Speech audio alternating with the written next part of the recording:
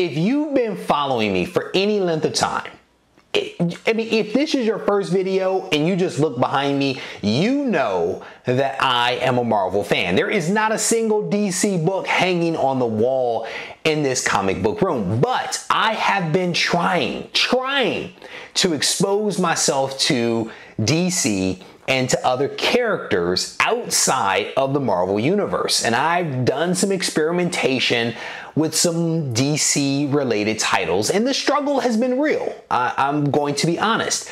But I started reading a new book that a subscriber sent to me. On page 4, I knew that I was hooked. If you want to know what I'm talking about, stay tuned to this video.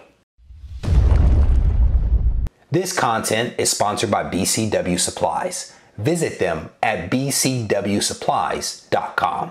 Reggie here, your friendly neighborhood bodybuilder and comic book collector, and I want to welcome you to another one of my videos. In this video, we are going to talk about a DC book.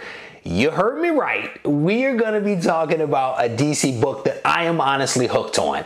I've seen this book, I've heard about this book, but I started reading it today and I was honestly blown away. I want to give a huge shout out to a subscriber of this channel by the name of John, who actually made this recommendation, sent me the hardcover, along with some recommendations for how to get into this title.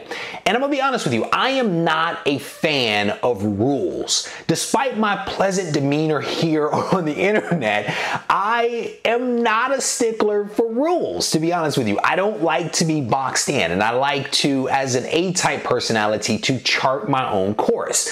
But I decided to trust John. He and I have collaborated on some videos and some things offline in the past, and I trust his judgment. And so I actually deferred to him. And basically what he recommended to me was that I actually read one chapter of this hardcover book, or this trade paperback graphic novel, per day. And the thought was that by reading one per day, I could digest it, I could internalize it, I could process through it. And I'm on day 1. And I have to tell you, it's awesome. It is an awesome approach. And as I thought about his recommendation, and as I was debating whether I was actually going to follow it, I decided that what I was going to try to do is to actually record one video per day for the next 3 days, because there's 4 chapters, talking about my experience in reading the chapter. And so what I want to do is to actually give you a download on my impressions thus far of the book, talk a little bit about what I'm taking away from the chapter as I'm reading it.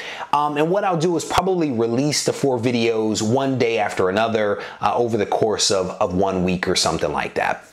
So the book that I'm talking about, for those that did not see the previous video, the AOK video in which I opened this book, the book that we're talking about is Batman: A Death in the Family. And this is actually written by Jim Starlin. I think he wrote maybe all 4 chapters. I am a fan of Jim Starlin and have been since he did the Thanos work back in the day. I am a huge fan, and I've heard a lot about this book. Not the graphic novel per se, but the 4 individual books that make up this story arc. And I've heard a lot about it. I heard wonderful things about it.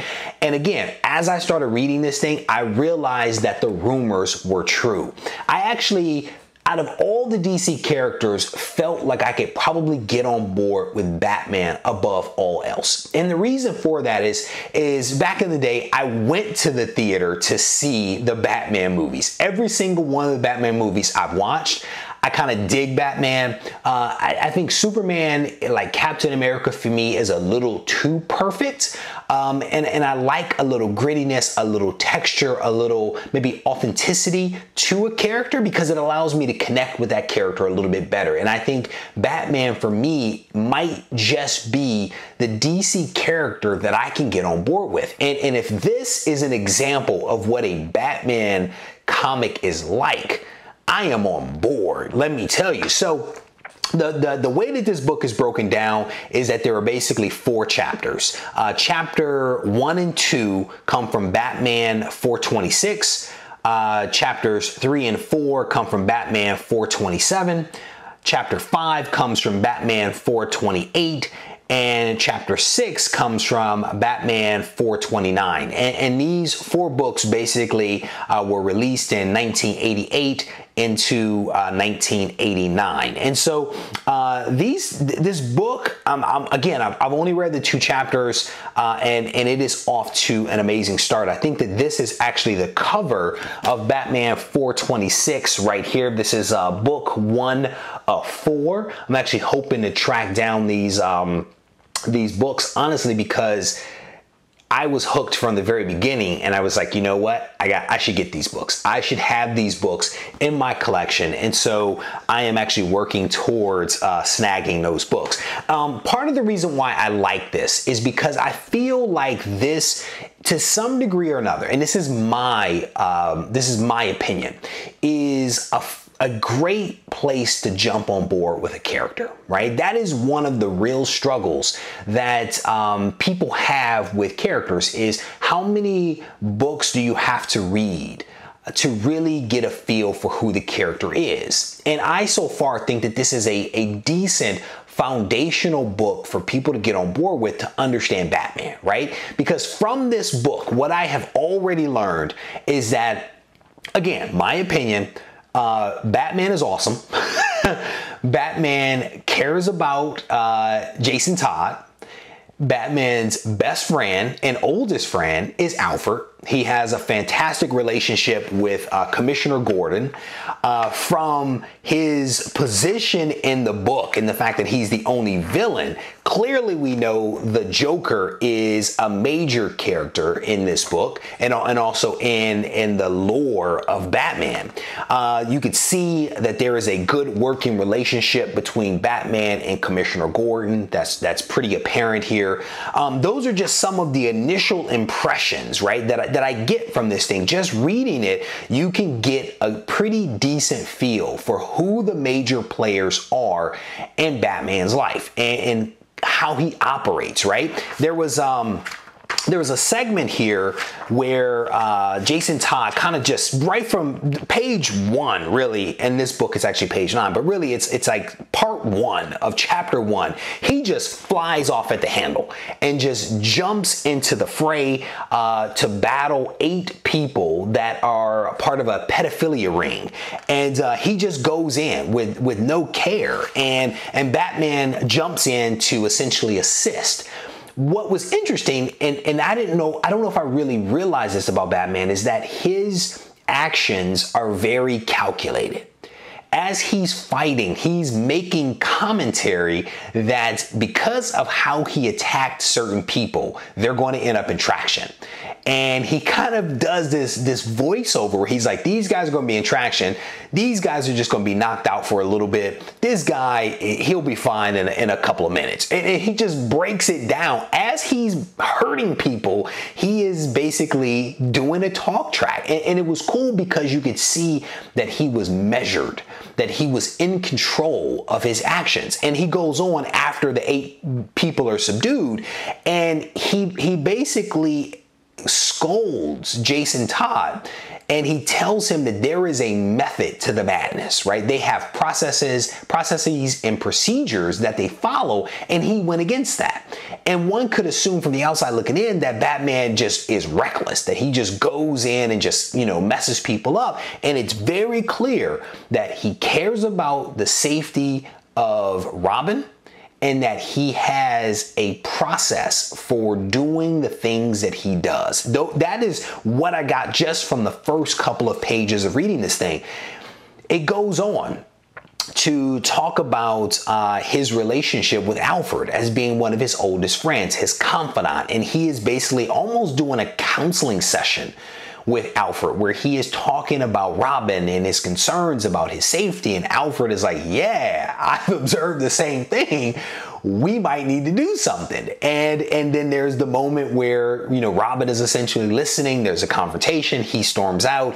And it was just a wonderful way to kind of get into the story, because I think that some of the things that happen with Robin being so angry because of the uncertainty around, I guess, what happened to his parents, he has a lot of unanswered questions. And I think, at least from what I feel, that those unanswered questions are essentially going to drive his behavior and this adventure over the course of these next 3 books. At least that, again, I don't know much of anything except for what I'm seeing here.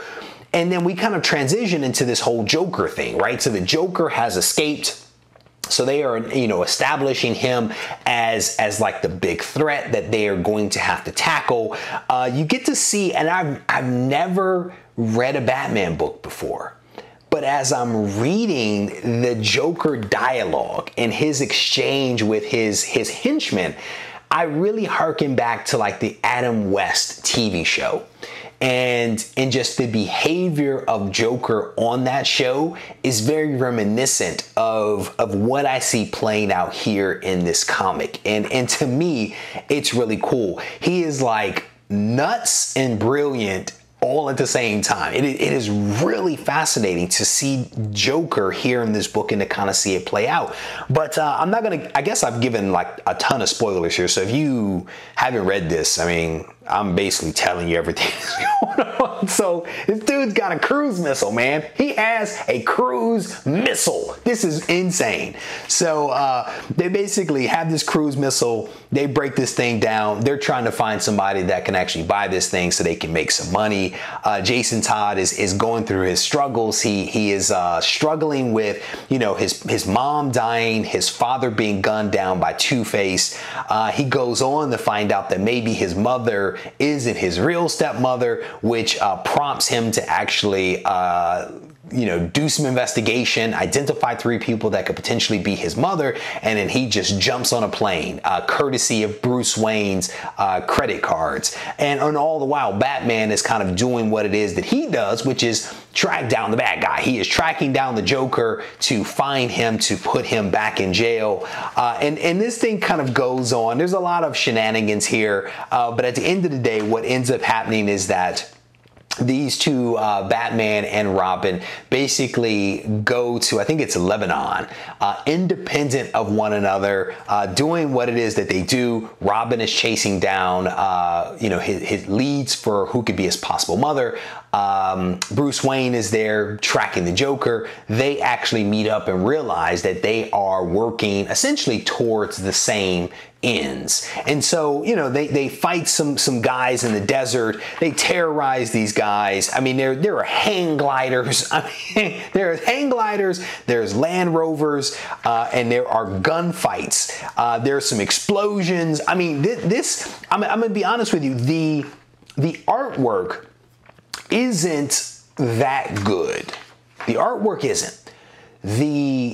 It's not bad. Like, there's a couple of scenes in here. I really like these scenes in the truck. I think these are really cool, just scenes. The Batman stuff with the cow, I definitely dig that. The artwork is okay. I'm not blown away by it. But the writing, I think, is really solid. The voiceover by Bruce Wayne, I think, is awesome. His dialogue, I just find really, really fascinating. I didn't know what to expect when I sat down to read this book, but his voiceover, his commentary, his dialogue with other people, I really, really enjoy this. And so, as I mentioned, did I show you the second cover? I've read in chapter 1, chapter 2, loved it. And hopefully tomorrow I will be able to actually read. Look at that. There's a nice explosion of that cruise missile. I hopefully will be able to read book 2 of 4. I have not started reading this again because I'm trying to abide by the suggestion. So hopefully I'll be reading this one tomorrow if I can carve out some time. But I am definitely enjoying this book. And I think, part of, I guess, what I'm trying to demonstrate, not just to myself, but other people, sometimes if you open your mind up to some other things, there's some really great stuff out there. I'm still a Marvel guy. That will never change. And I've never really said no to DC. For me, it was more about the fact that I hadn't really found any DC thing that I could enjoy. up until today, because I'm definitely enjoying this. And if this finishes the way that it has started, I just might be a Batman fan. So as always, guys, I want to thank you for taking the time to watch this video. A little different kind of video for me, but hopefully you guys enjoyed it, because I definitely enjoyed this book and I certainly enjoyed this video. I look forward to reading your comments that you leave behind. Take care. Be sure to visit BCW Supplies to learn about their 950 plus products for collectors. Products include card sleeves, display cases, comic bags, storage boxes, and gaming folders, just to name a few items. Head over to bcwsupplies.com today for more information.